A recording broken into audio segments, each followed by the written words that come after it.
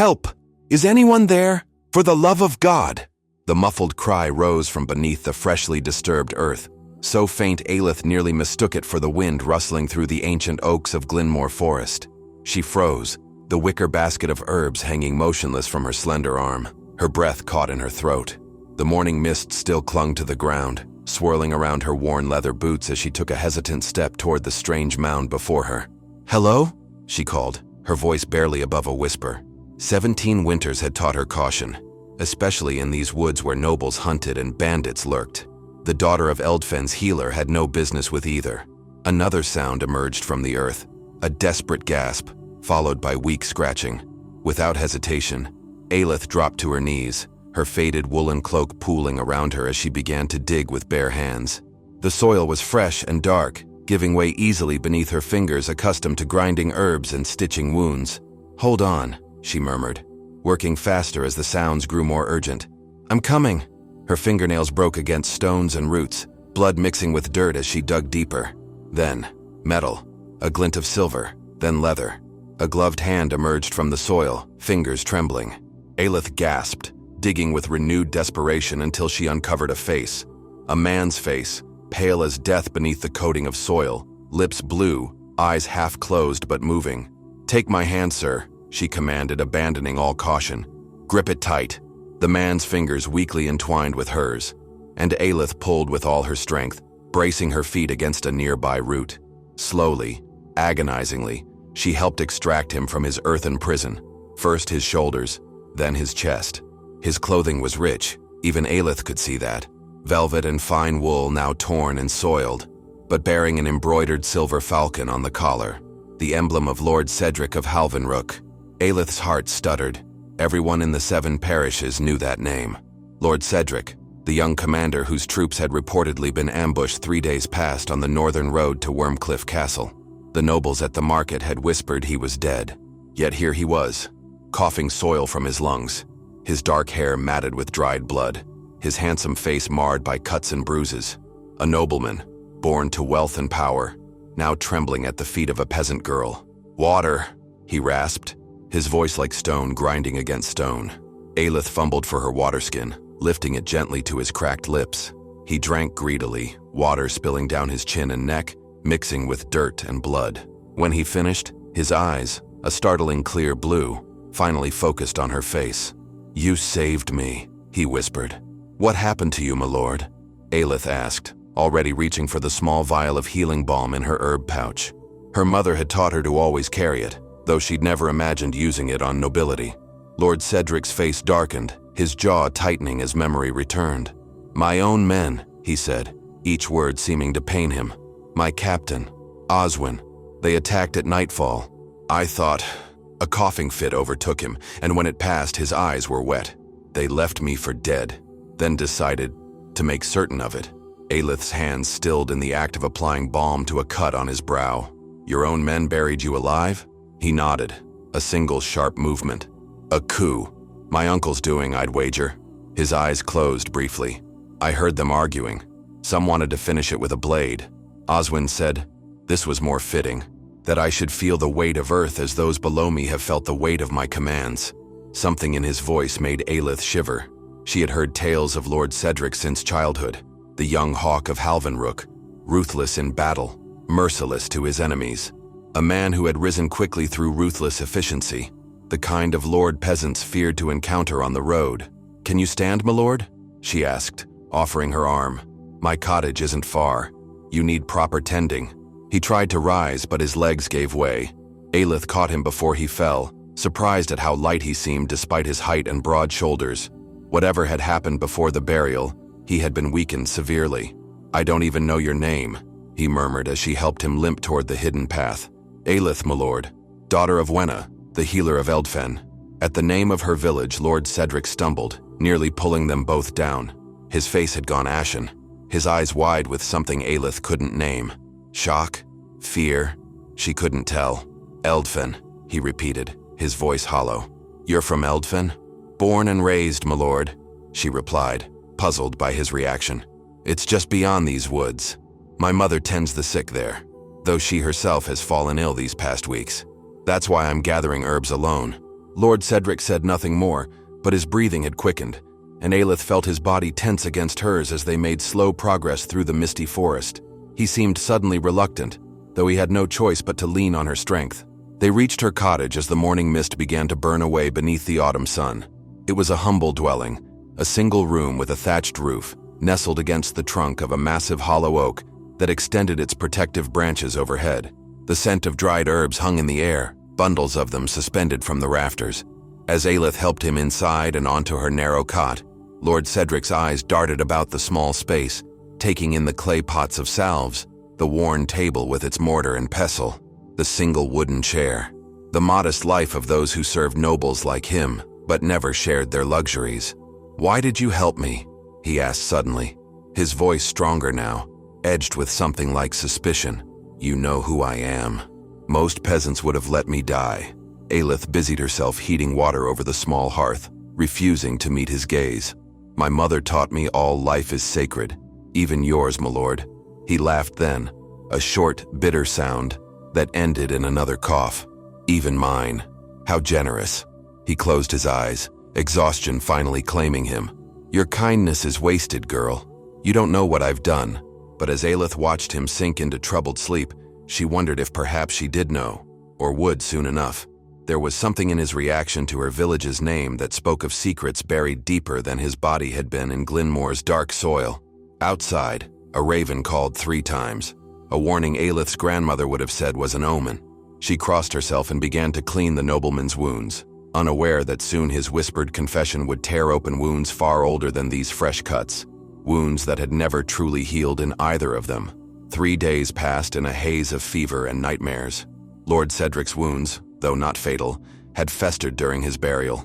Aelith worked tirelessly, applying poultices of yarrow and comfrey, forcing him to drink willow bark tea when the fever burned brightest. She slept little, curled on a pallet of straw near the hearth, rising at every moan or whispered plea that escaped his lips. In his delirium, he commanded phantom soldiers, begged forgiveness from unseen accusers, and once called out for his mother with such childlike desperation that Aelith found herself weeping as she bathed his burning forehead. On the morning of the 4th day, Aelith returned from drawing water at the stream to find Cedric sitting upright, clear-eyed for the first time. He had managed to wash his face from the basin beside the bed and had combed his dark hair back with his fingers. Without the mask of dirt and blood, she saw him clearly, a man of perhaps 25 years, his face all sharp angles and authority, handsome in the way of nobles who had never known hunger.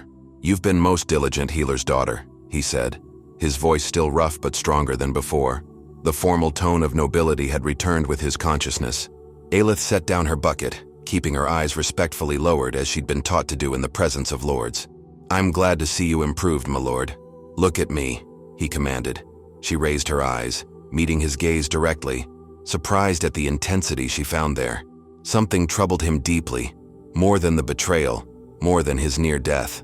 "You've spent 4 days tending a stranger who could have you hanged with a word," he said. "I would know why." Aelith's chin lifted slightly. "We've been over this, my lord. I help those in need. It's what healers do." "And when did you discover who I was?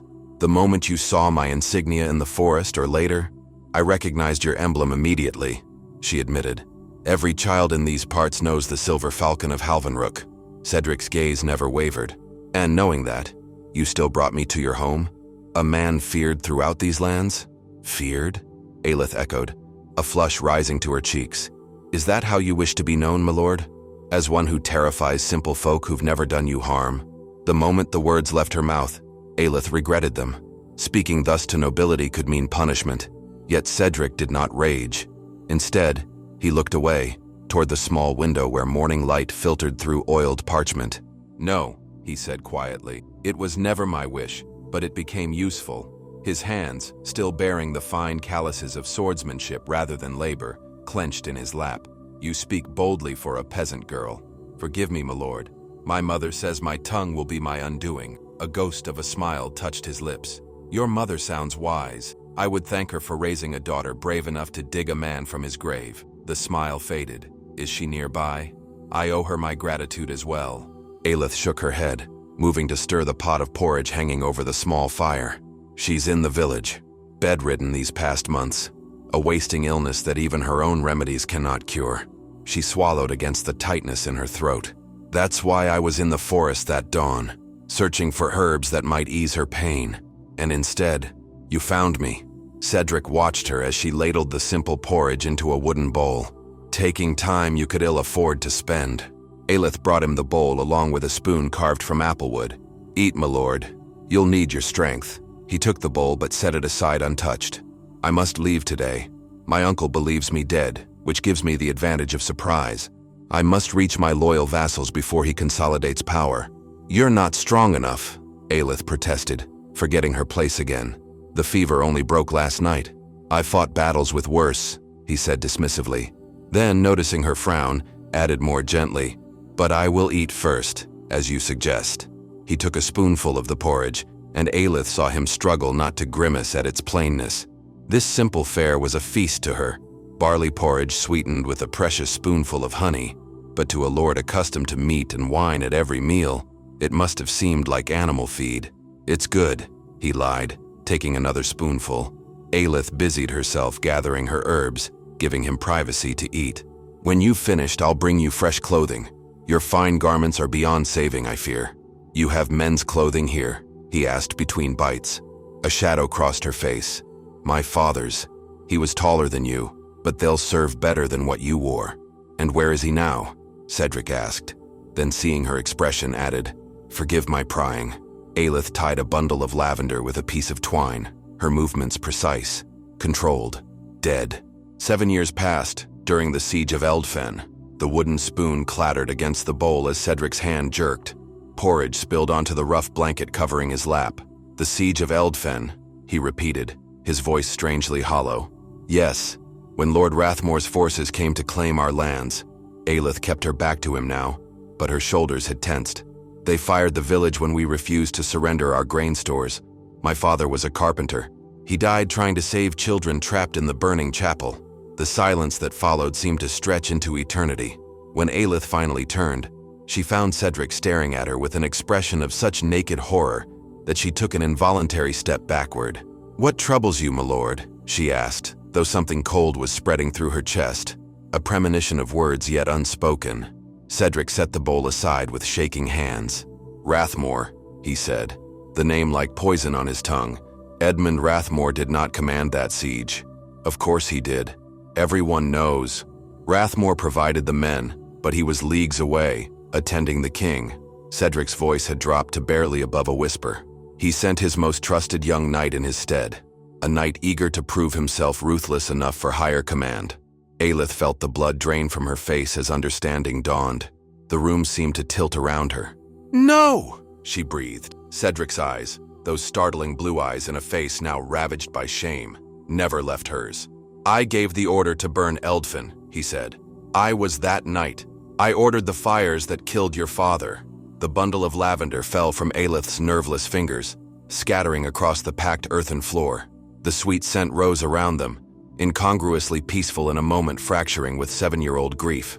You, she whispered, her voice breaking. It was you. Outside, a bird began to sing, oblivious to the chasm that had just opened between healer and patient, between savior and saved, between a daughter who had lost everything and the man who had taken it from her. The knife was in Aelith's hand before she realized she'd reached for it, her small herb knife with the bone handle, sharp enough to slice through the toughest roots. Now it trembled between them, catching the morning light. You burned our homes, she whispered, tears blurring her vision. You burned our chapel with children inside. Cedric made no move to defend himself. He sat motionless on the edge of the cot, his face a mask of resignation. I did. My father ran into that chapel, Aelith continued, her voice rising. He pulled 3 children out before the roof collapsed. Her words faltered. We found only bones after. Blackened bones we couldn't even properly bury. Cedric closed his eyes. I was 19, he said softly. Newly knighted, desperate to prove myself to Lord Rathmore. He promised me lands of my own if I could secure the harvest tax. So you murdered innocents for a title? The knife shook violently in her grip. Your village headman refused to surrender the grain stores. 3 times I demanded them, 3 times he refused. Cedric opened his eyes, meeting her accusation directly.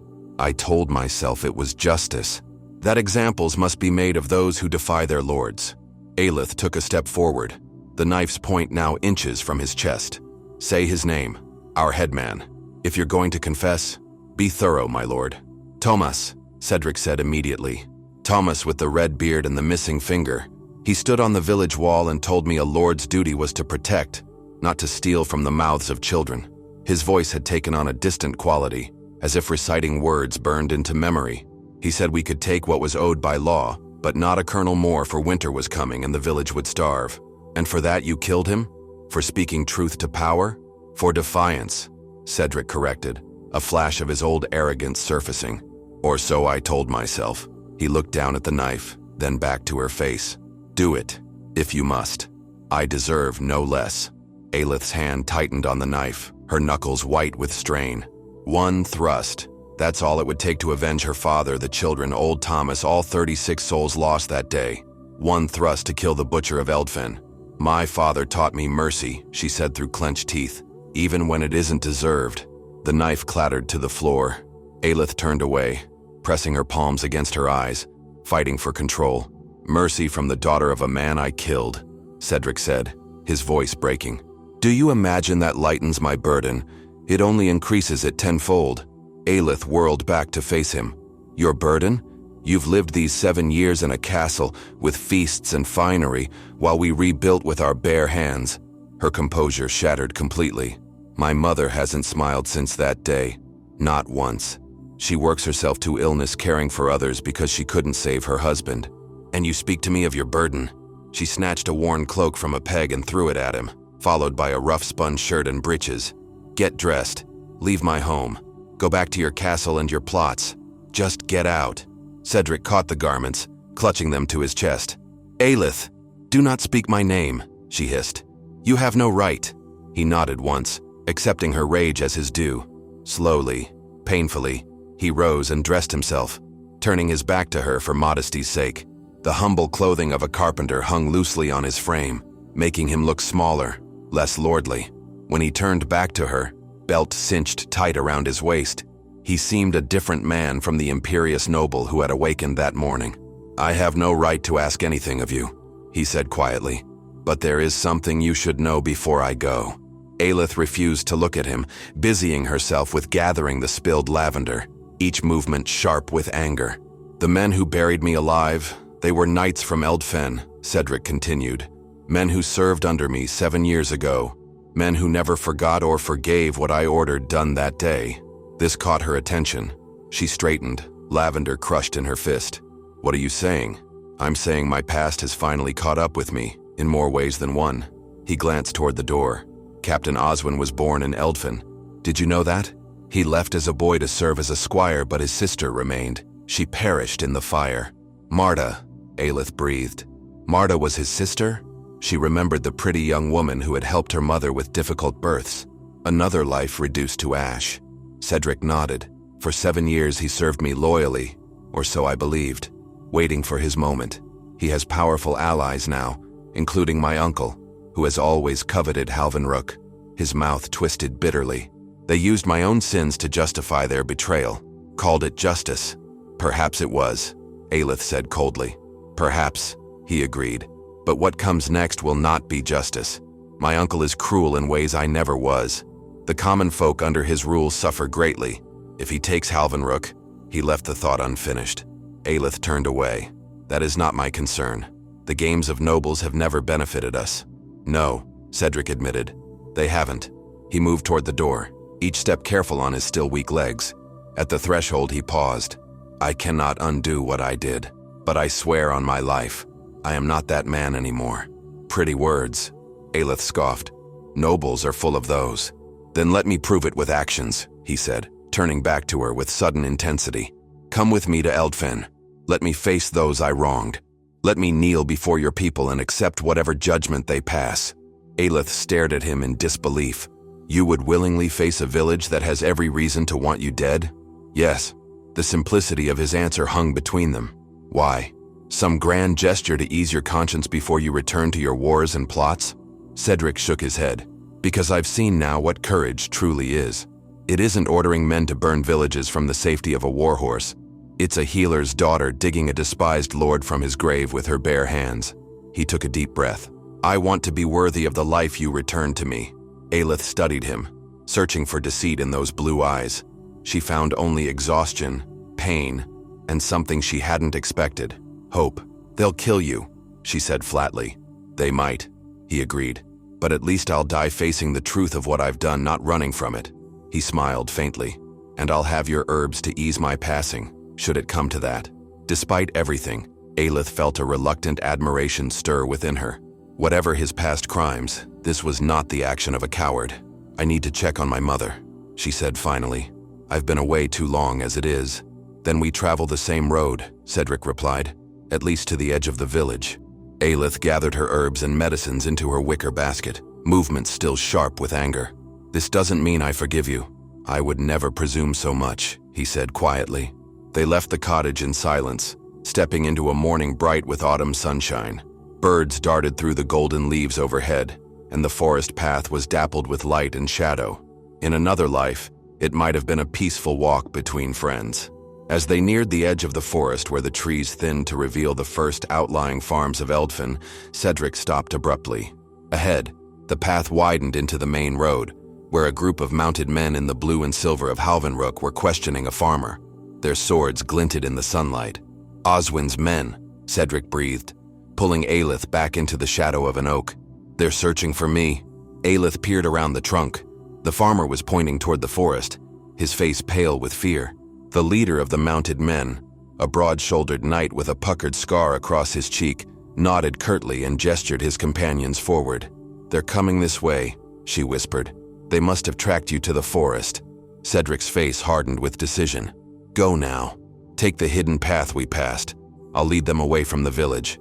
They'll kill you, Aelith said again, but this time with a strange twist of concern that surprised her.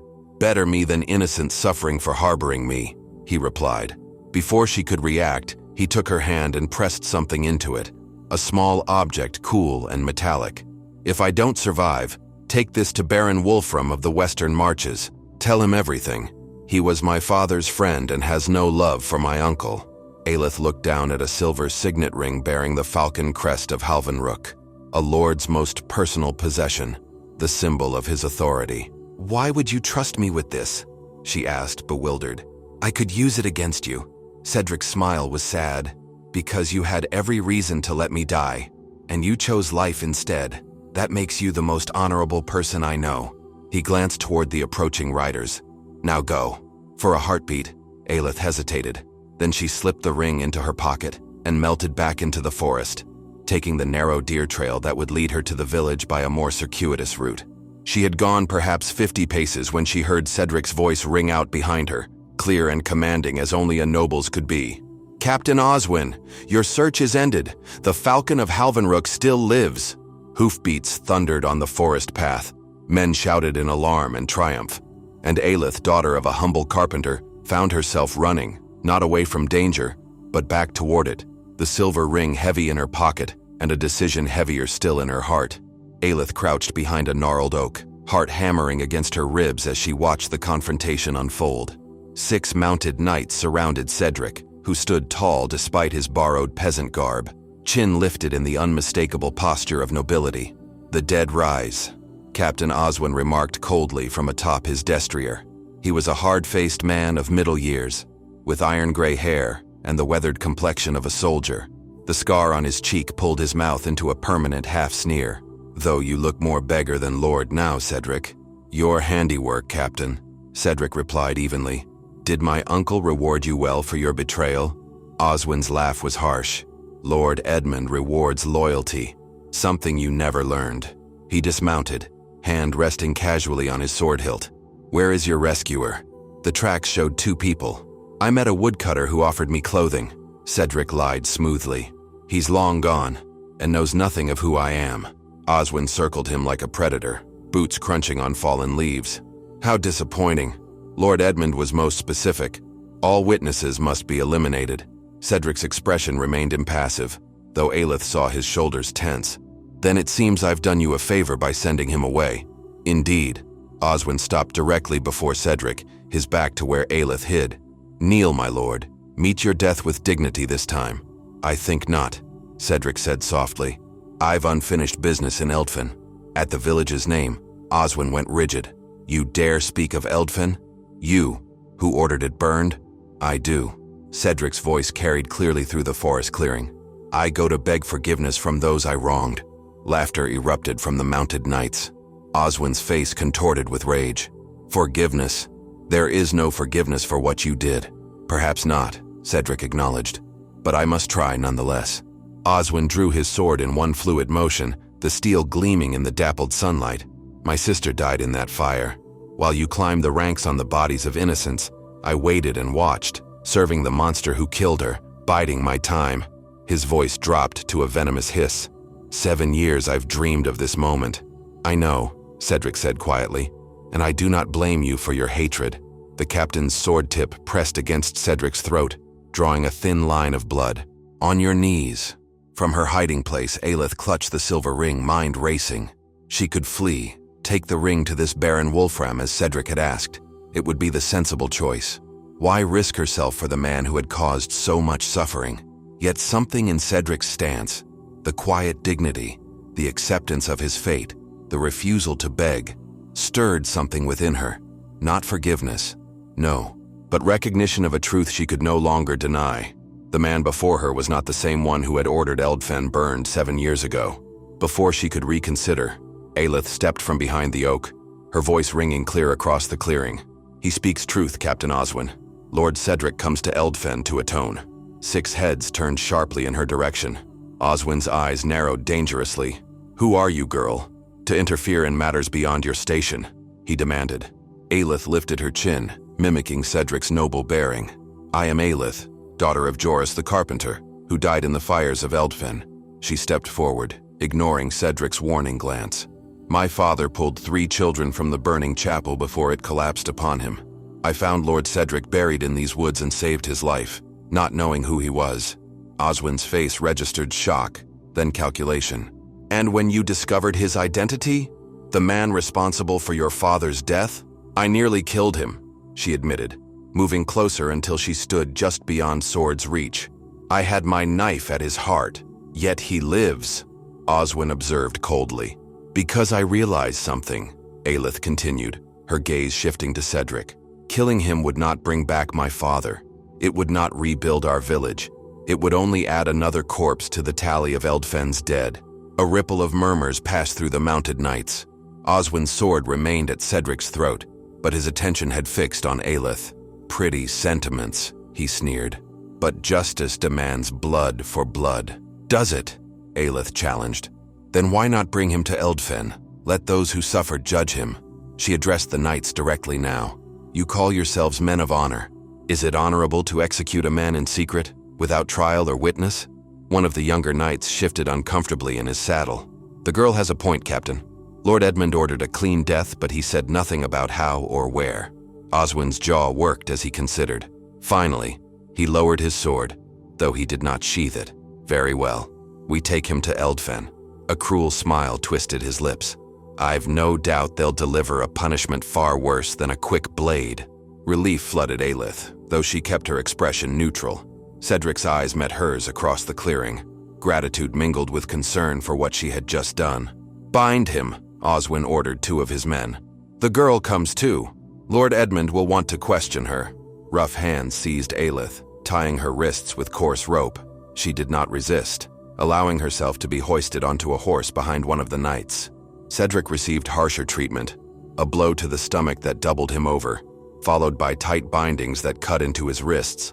They threw him across a saddle like a sack of grain, his face contorted with pain, but silent.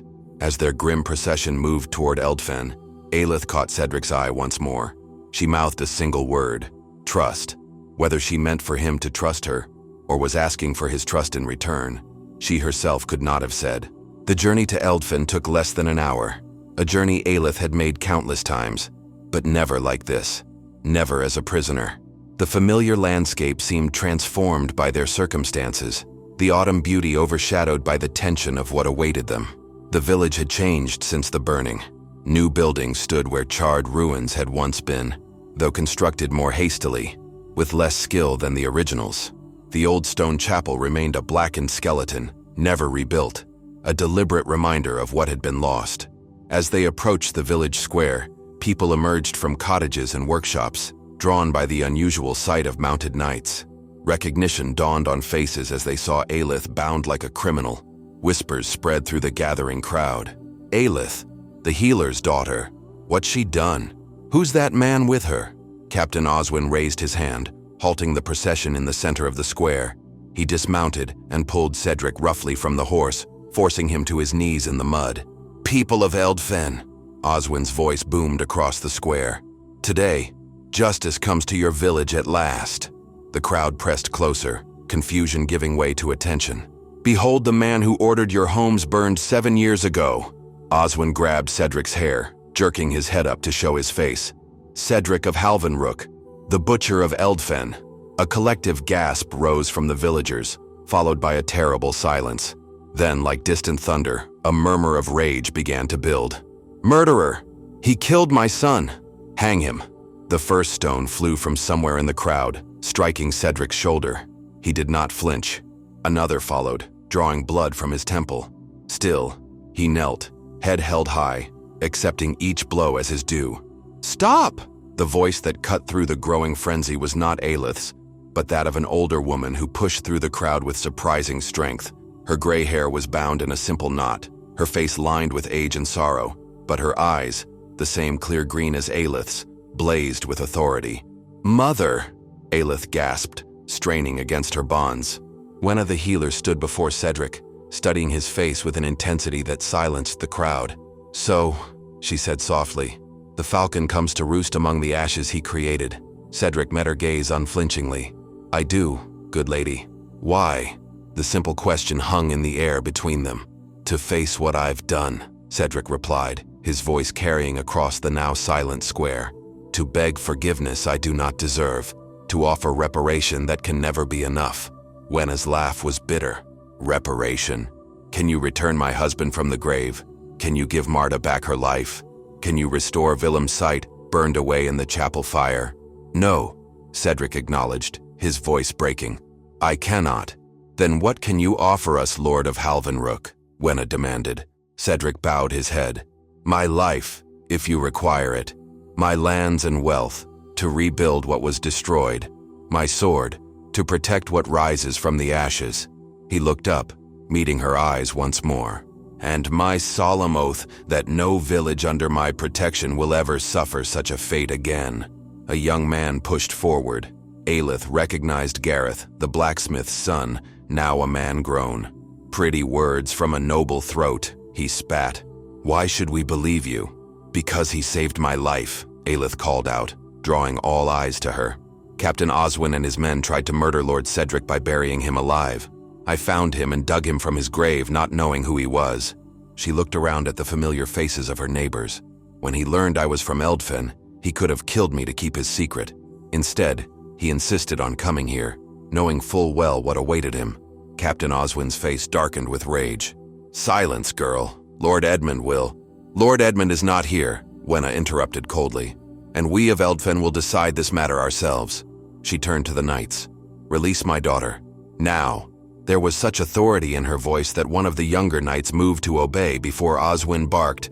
Hold! She is our prisoner. She is my daughter, and a daughter of Eldfen, Wenna countered. Touch her again, and not one of you leaves this village alive. As if to emphasize her point, the villagers closed ranks around the knights. Pitchforks, hammers, and scythes appeared in weathered hands. The knights' hands moved to their swords, tension crackling in the autumn air. Cedric's voice cut through the standoff. Captain Oswin, release the girl.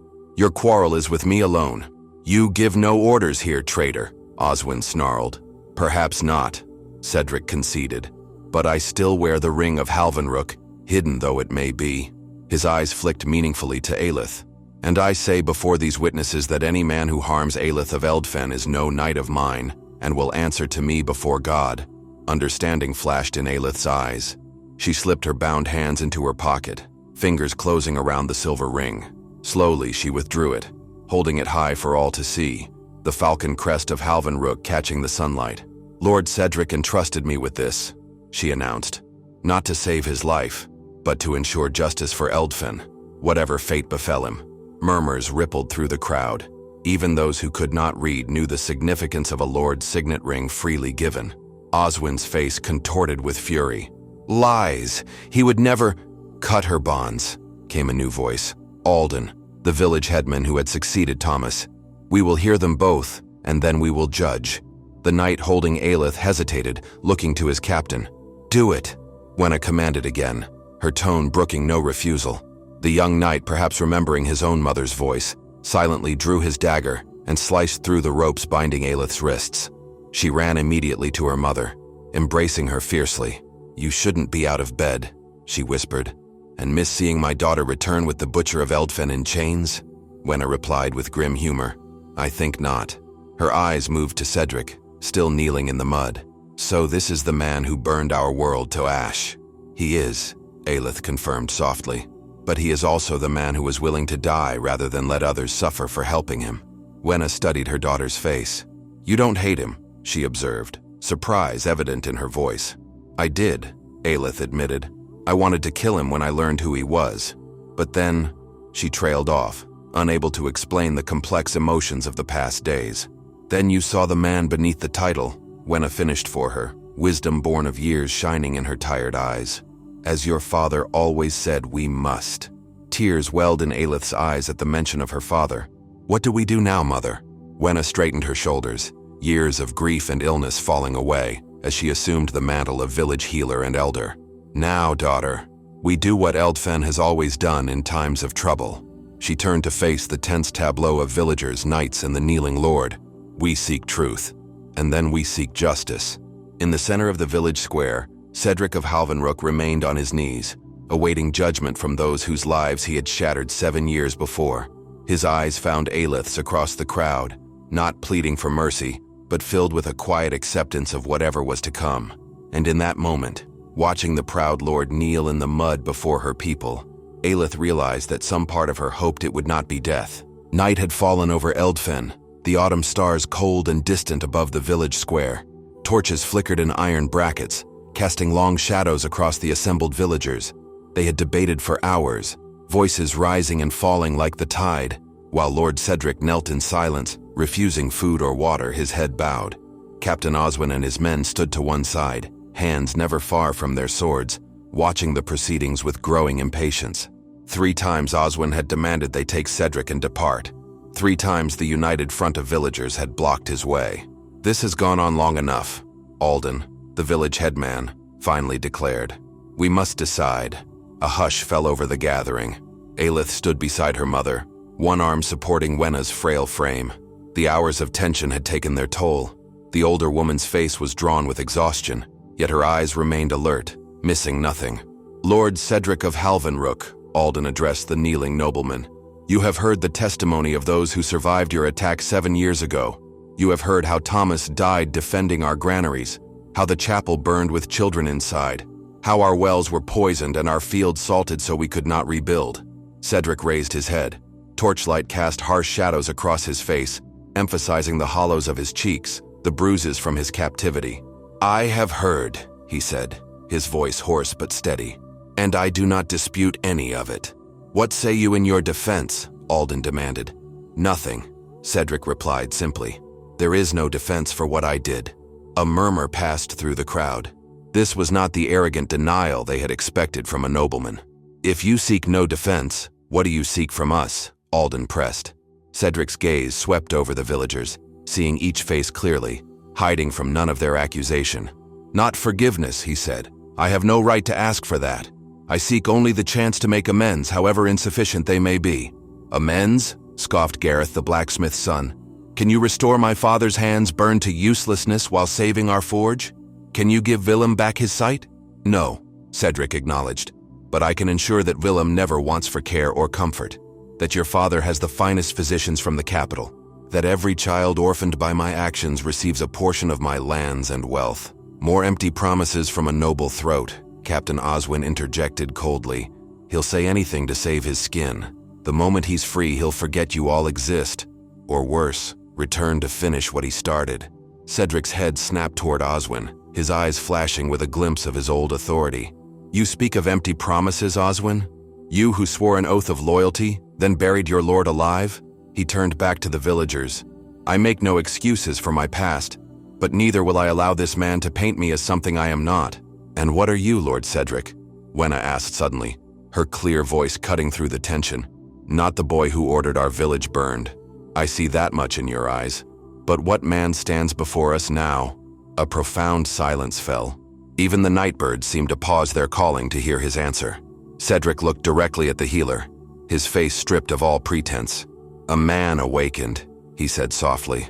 I was buried in that forest not just by Oswin's men, but by the weight of my own deeds. When your daughter dug me from that grave, she unearthed not just my body, but truths I had long buried. His voice grew stronger. I am a man who has seen, too late, that power without compassion is no power at all. That a lord who brings suffering to those he should protect is no lord worthy of the name. Wenna nodded slowly, something shifting in her expression. Pretty words, but words are wind. Then let me prove them with actions, Cedric replied, echoing what he had told Aelith in her cottage. I offer Eldfen 1/3 of my personal lands, the fertile valley of Oakmere, with its mill and vineyards. I offer gold to rebuild your chapel, finer than before. I offer protection from Lord Edmund's predations, which will surely come if he gains control of Halvanruk. And if we refuse, Alden asked, if we demand your life instead, then it is yours, Cedric answered without hesitation. My life for the lives I took. A poor exchange, but the only one I have to offer. Captain Oswin stepped forward, his patience clearly at an end. Enough of this farce.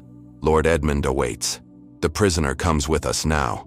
The prisoner goes nowhere until we have decided, Alden countered firmly. Oswin's hand fell to his sword hilt. You forget yourself, peasant. This is a matter for nobles, not dirt farmers. This is a matter for Eldfen, Wenna corrected, her frail voice carrying surprising authority. And we will settle it in our way. She turned to the assembled villagers. What say you all? Death for death? Or shall we allow this man to prove his words with actions? A clamor of voices rose, some calling for execution, others for acceptance of Cedric's offer. The division was clear. The young, and those who had lost the most, called for blood. The elders and those who remembered Thomas's wisdom counseled restraint. In the midst of the chaos, a small figure pushed through the crowd, a boy of perhaps 8 years, his eyes milky white, unseeing. Willem, who had been just a babe when the fires came, who had never seen the rebuilt village he called home. The crowd fell silent as the blind child approached Cedric, one hand extended before him like a divining rod. Cedric remained still, allowing the boy to find him with questing fingers that eventually touched his face. Are you the man who took away the colors? Willem asked, his voice piping and clear in the hushed square. Cedric swallowed hard. I am, he admitted, his voice barely audible. The child's fingers explored the contours of Cedric's face, the high cheekbones, the stubbled jaw, the lines of grief that had not been there 7 years before. My grandmama says I used to see the sky, Willem continued conversationally. She says it was blue. I don't remember blue. Tears welled in Cedric's eyes, spilling silently down his cheeks to wet the boy's exploring fingers. You're crying, Willem observed with mild surprise.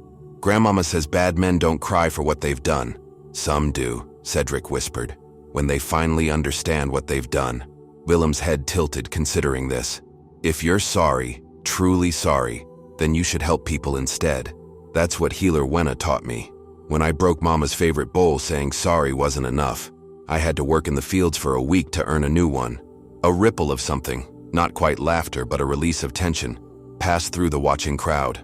From the mouth of a child, the complex matter had been reduced to its simplest form. Willem patted Cedric's wet cheek once, then turned and made his way back to his grandmother with the unerring confidence of one who had mapped every inch of his dark world. Into the silence that followed, Aelith finally spoke. My father believed that every soul deserves the chance to make amends, she said, her clear voice carrying to the edges of the gathering. Even those who have committed terrible wrongs. All eyes turned to her, the girl who had saved the butcher of Eldfen, the daughter of a hero burned in the chapel fire.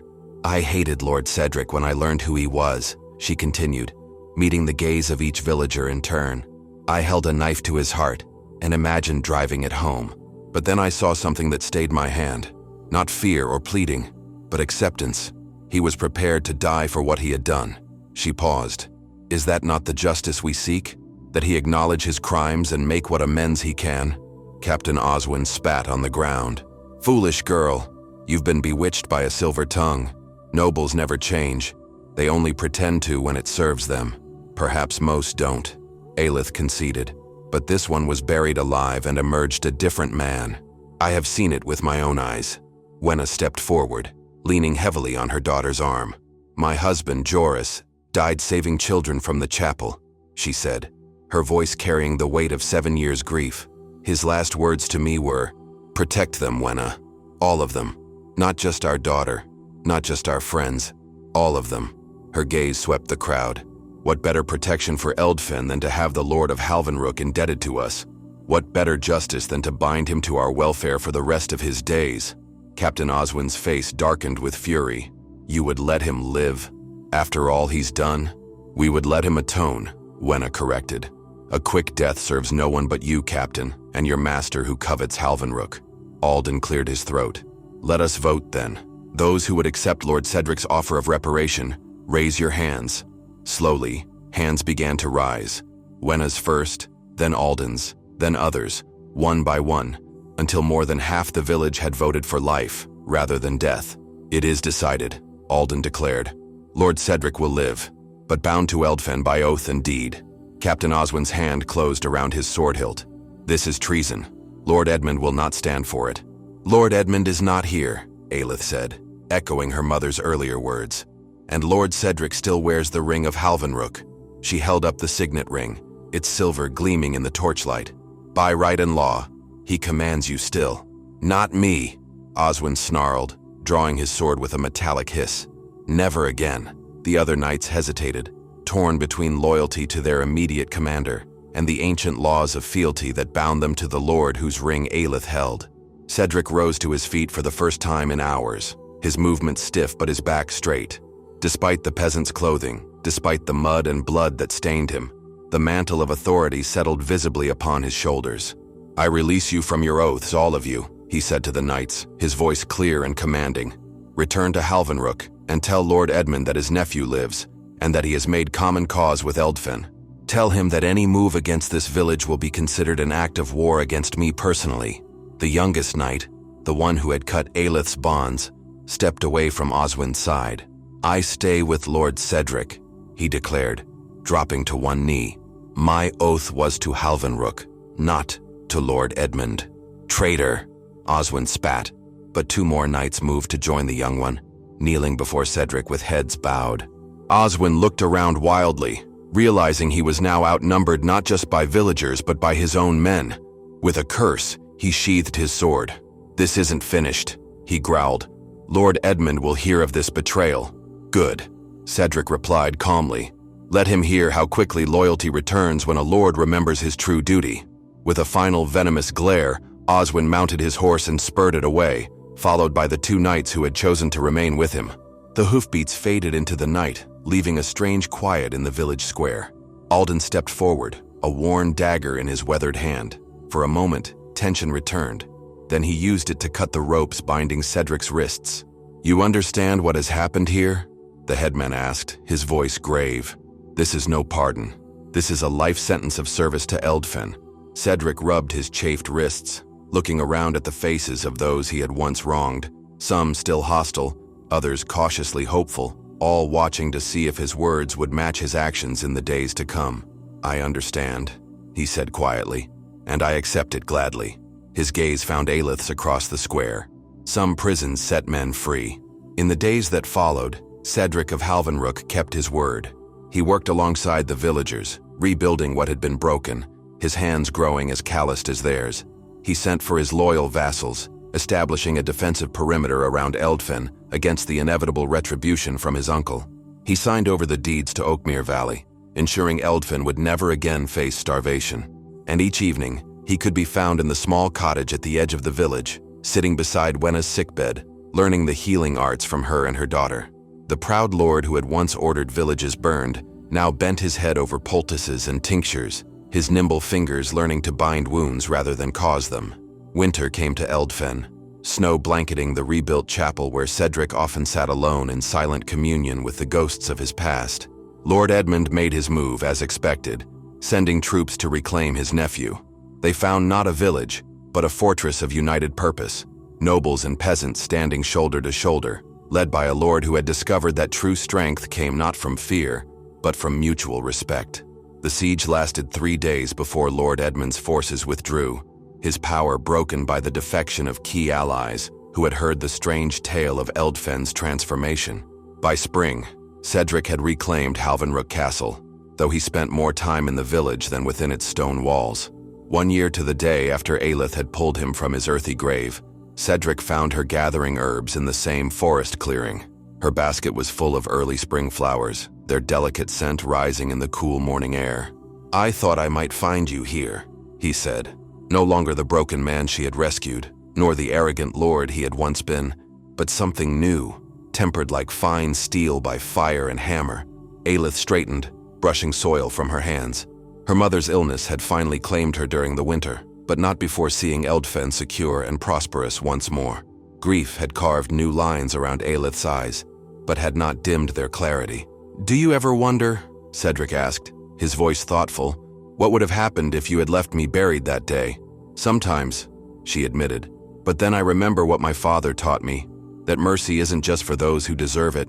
"He was a wise man," Cedric said softly. "I wish I could have known him." "So do I." Aelith gathered her basket and turned to face him fully. "But I think in some ways he would have recognized the man you've become." Cedric held her gaze, the forest quiet around them save for birdsong and the gentle rustle of new leaves. "When you pulled me from that grave," he said, "you asked me what I had whispered that made you weep."